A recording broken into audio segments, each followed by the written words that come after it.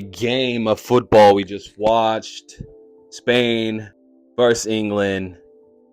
Let's get into the recap. This is Football Focus. We talk about sports analysis, mainly football and soccer for those who are American. Let's drop into the content. Yeah, the Euros final today was, come on, an awesome one. If you're someone who watches soccer or football, you can't complain when you have a final like this, where at least it was not 0-0 towards the end. What a game. Very exciting game to watch. I mean, the first half kind of was a little boring because it was a stalemate, but the second half really kicked it off. But I've been watching this tournament, depending on who you've been watching. If you've been watching Spain versus England, they were predicted to win. Spain was predicted to win. Been the best team in the tournament by far, and I'll be honest, they showed it. They came out and really started to try to stomp all over England, not allowing them to have the ball, just pressing them, and England was stuck. Honestly, that first half, I wouldn't say Spain had a lot of fantastic opportunities, but they definitely dominated the game, and they definitely were the team that showed the most aggression and poise basically throughout. Of course, Spain, they love to keep the ball and not let you get it. Throughout the game, Spain's going to have most of the possession, and England did not really have the players to hit them on the counter until second half. But yeah, first half was definitely full control of Spain and a tough one to watch here and there. But still, kept you in the game. Let's get to the second half.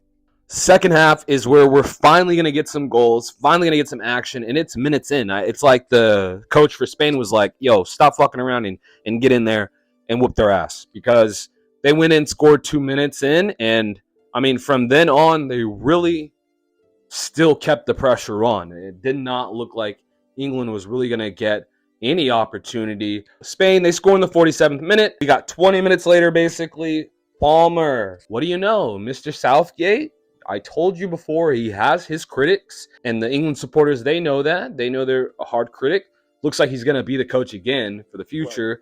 But again, he made some solid subs. He got Ali Watkins in there early for Kane, and that spread it out their offense to allow better opportunities. And then what do you know?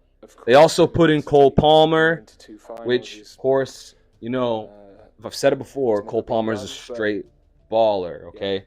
A straight baller. Love the way he plays, and players like him, which there's not that many players like him. It was a good build-up play from England. Could spread out their attack a little more with a little pace, with Ali Watkins being in there. And Saka passed it to Bellington, touched it off nice to Palmer, and he passed it in. Of course, a little deflection, but that might have been his first touch in the game. Of course, he was a sub.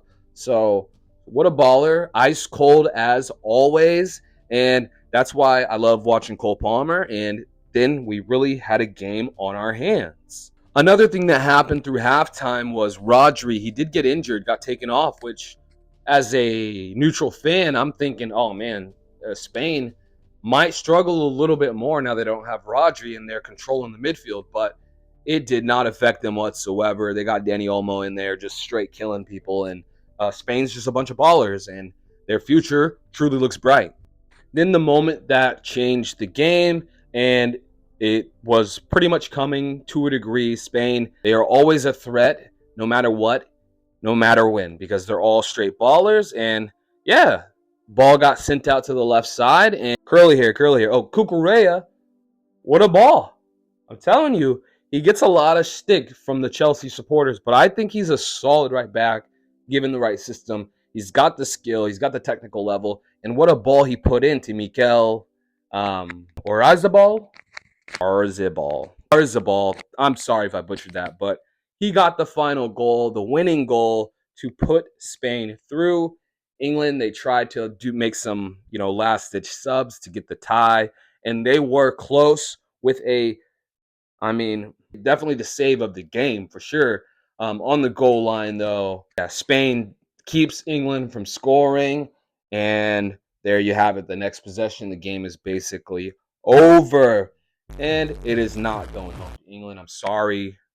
Which, if you've been watching, England didn't really deserve to win this tournament. No offense to the England supporters. I'm an American, so we probably wouldn't have had a chance in the tournament. But I'm just saying, Spain, much more exciting to watch, much better play, I believe, throughout the tournament. I do feel that they were the team that deserved to win the whole thing. I don't know. What do you think? Do you think England should have won? I feel like they had an easy route. But hey, like I said, I'm just a guy on a green screen. Player of the game was Nico Williams. He was a baller throughout, especially when England started to give him more space. That's when you really saw him dominate. Now Spain is one of the only teams to have 4 Euro championships.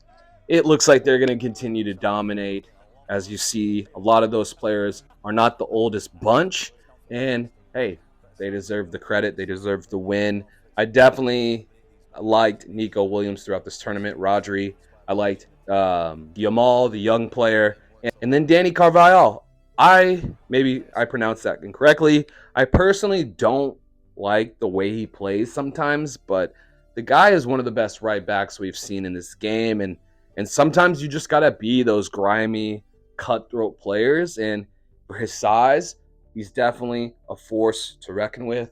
And Spain deserved it. All their players straight ballers, and I'm glad football won today and not unfootball. If you know what I mean.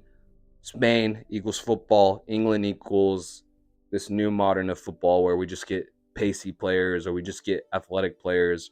We don't really have a formula.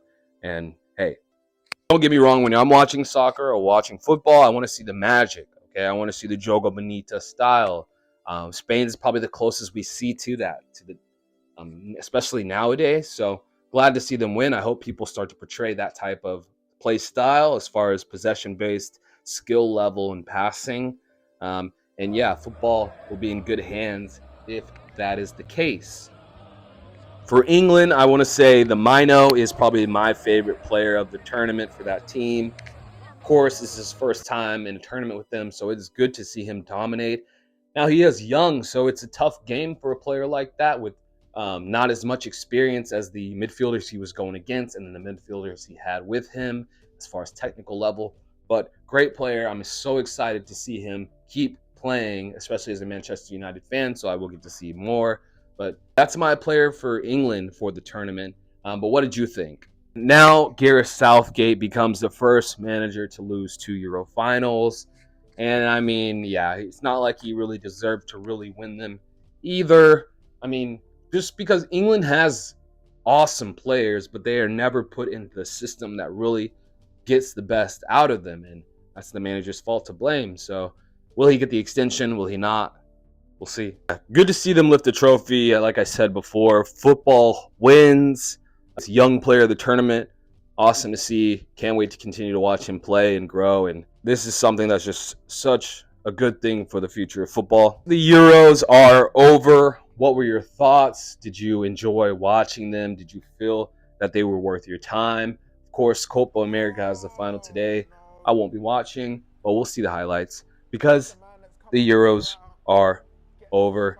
Next, we have club football coming again in August, so excited to see that. Let me know what your thoughts were about the tournament. Do you feel that the best team deserved to win? Who was the best player to you?